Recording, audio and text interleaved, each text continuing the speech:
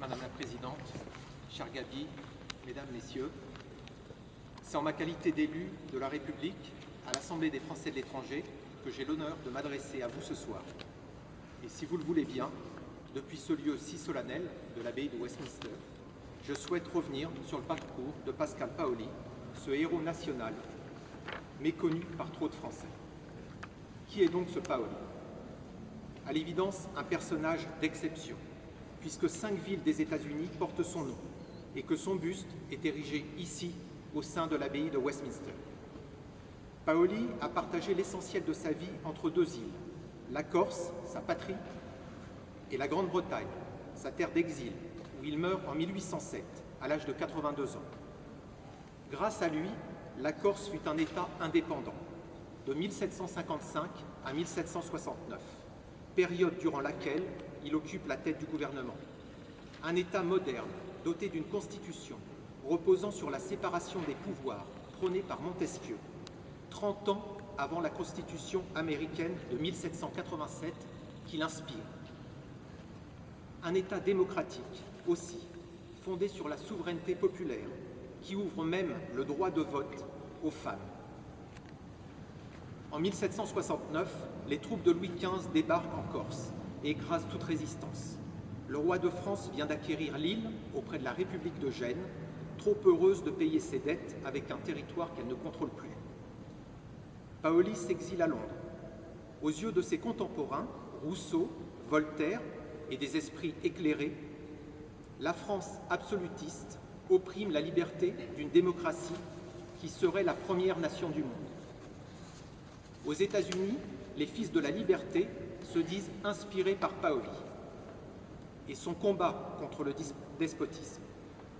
Pour les Lumières, comme pour l'Angleterre, Paoli est un héros.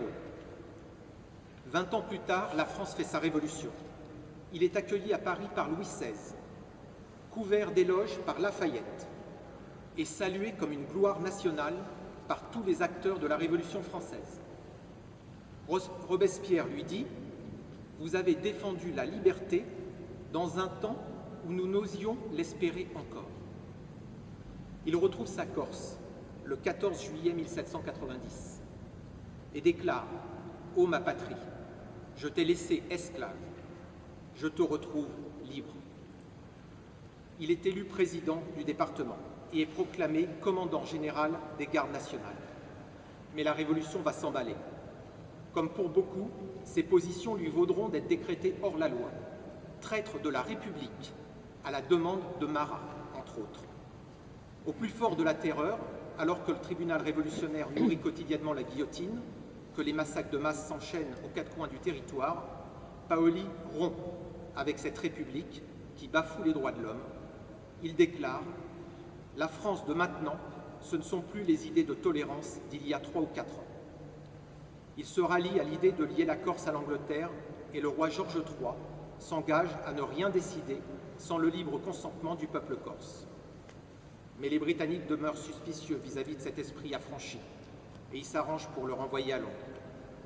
La France ne s'en laissera pas compter. Le royaume anglo-corse ne durera que 2 ans. Selon le vœu de Bonaparte, la Corse sera irrévocablement rattachée à la France. Avant de mourir à Londres, Paoli écrit « Maintenant que la Corse appartient à l'entité française, il faudrait que mes petits-neveux viennent faire leurs études en France pour défendre ma mémoire et redire ce que nous avons fait. » Paoli lègue ses biens aux écoles de Morosoclia et de Corté et instaure des bourses pour les élèves les plus méritants afin de leur permettre de poursuivre des études universitaires. Après avoir été enterré à Londres, ses cendres sont transportées dans sa maison de Morosaglia pour le centenaire de la Révolution française en 1889. Paoli fait partie des mythes fondateurs de la République française. Les chantres de la liberté l'ont adoré, mais aussi, bien sûr, vous, les Corses, génération après génération, dont il incarne l'orgueil insulaire. C'est un immense honneur d'être à vos côtés pour défendre sa mémoire ce soir. J'aspire à ce que notre pays baptise de son nom une grande artère de la capitale. France, toi qui as élevé Rousseau et Voltaire au panthéon de tes grands hommes, ne détourne pas les yeux dès lors que la lumière de Paoli nous illumine.